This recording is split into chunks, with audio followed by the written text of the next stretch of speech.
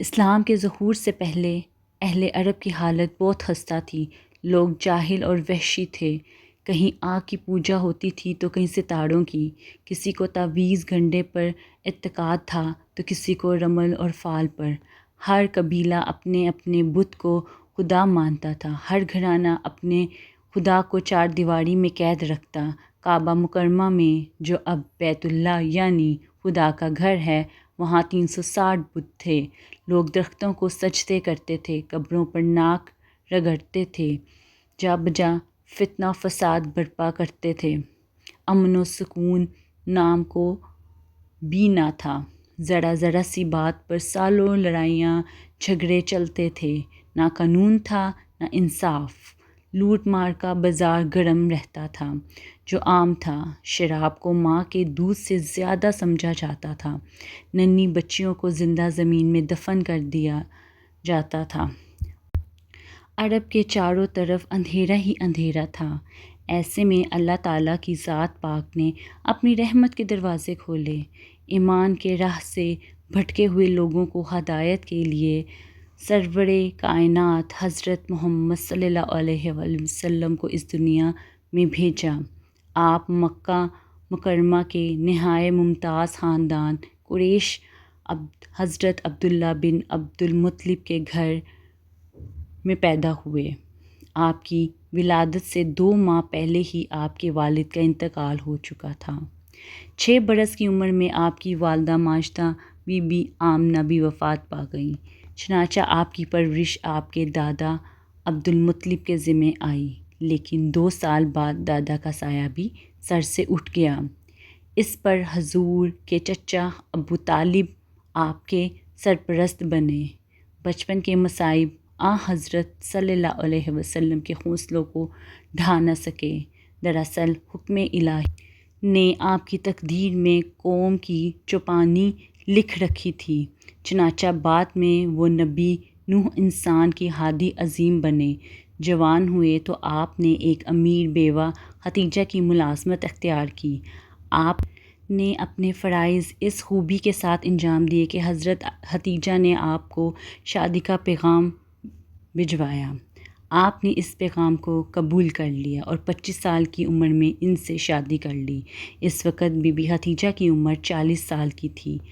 حضرت کے اخلاق و اطوار شروع سے ہی نہایت اچھے تھے۔ آپ زبان کے میٹھے اور دل کے صاف تھے، کبھی جھوٹ نہ بولتے تھے۔ اسی وجہ سے آپ کو صادق اور امین کا لقب دیا گیا۔ ان کے مزاج میں تحمل کوٹ کوٹ کر بھرا تھا۔ دشمن کے ساتھ بھی نرمی اور خوش اسلوبی کے ساتھ پیش آتے تھے۔ رحم و کرم کے پتلے تھے۔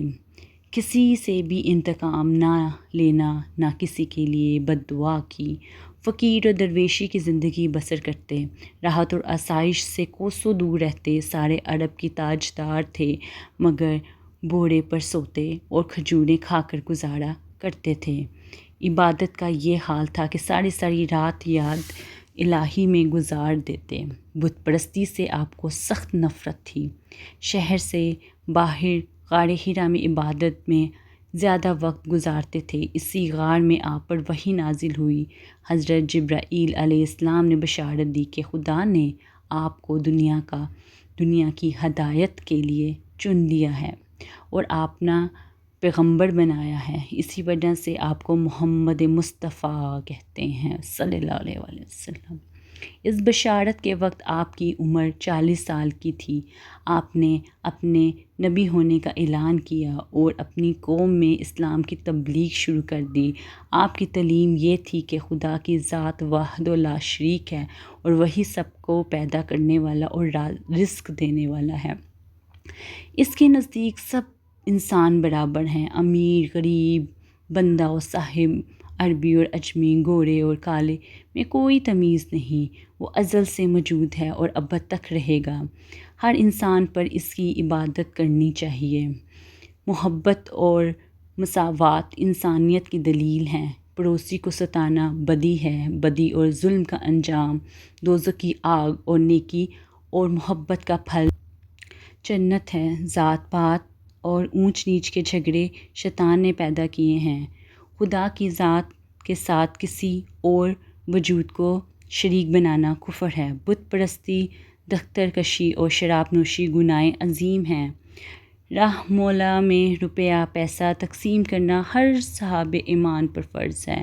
کافر اور جاہل لوگ آپ کی تعلیم سے چڑ گئے، آپ کی مخالفت میں اس قدر بھر گئے کہ آپ کو مجبوراً مکہ مکرمہ سے مدینہ تشریف لانا پڑا۔ یہ واقعہ سن 622 کا ہجری کا ہے۔ مدینہ میں لوگوں نے آپ کو سر آنکھوں پر بٹھایا۔ آہستہ آہستہ لوگ آپ پر ایمان لانے لگے۔ آپ کی تعلیم صداقت اور سادگی پر مبنی تھی، اس لیے اسلام بہت جلد پھیلنے لگا۔ عرب پر چھا چکے تھے آپ۔ آج دنیا میں کوئی گوشہ ایسا نہیں جہاں مومن نہ بسے ہوں۔ اہل اسلام کا عقیدہ ہے کہ حضرت محمد صلی اللہ علیہ وآلہ وسلم کے بعد دنیا میں کوئی پیغمبر نہیں آئے گا، اس لیے آپ کو خاتم المرسلین یا خاتم الانبیاء کہتے ہیں، یعنی آپ دنیا کے آخری نبی ہیں۔ سبحان اللہ۔